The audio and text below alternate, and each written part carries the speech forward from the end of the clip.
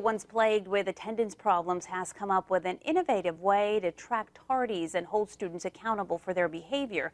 Action News education reporter Linda Muma takes us to Mount Whitney High School in Visalia and shows us how it's using technology to encourage students to earn certain privileges. It's called Scan Student Identification Card Authorization, or SSICA. Using a smartphone, school administrators can scan student IDs to determine whether they have permission to leave at lunch or to attend an event like a football game. There you go. Armed with smartphones and standing guard at the gates, these Mount Whitney High School administrators are zapping student IDs. All right, you're good. Thank you. You got it. It's the school's latest effort to combat excessive tardies and keep track of students both on and off campus during lunch. Anytime you're in charge of an old school with lots of points of ingress and egress, it's important that you work hard to monitor those points and try to make sure that you provide, like I said, a safe environment for our kids.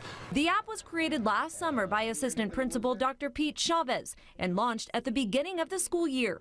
This is, I think, a need that a lot of schools have, a lot of high schools, middle schools, where we can scan ID cards and instantly we could see if this student owes any fines, owes any Saturday schools or lunch detentions, and that way we could give privileges to those kids. The concept is simple. If a student has more than 3 tardies in a week, they get detention.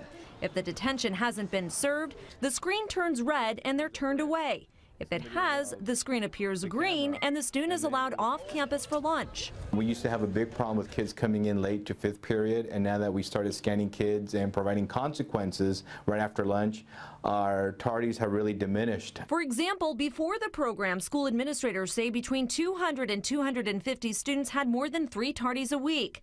Now that number has dropped to around 80 or 90, and students tell me they're making more of an effort to get to class on time. I like it because it keeps my attendance in check with graduation and then my late fees, so I'm not last minute hustling to get my late fee paid off. You can find the app for free for both iPhone and Android in the App Store. A subscription runs from $1,800 to $2,600, and schools in Chowchilla, Exeter, and as far away as Texas are looking into launching similar programs. In Visalia, Linda Muma, ABC 30, Action News.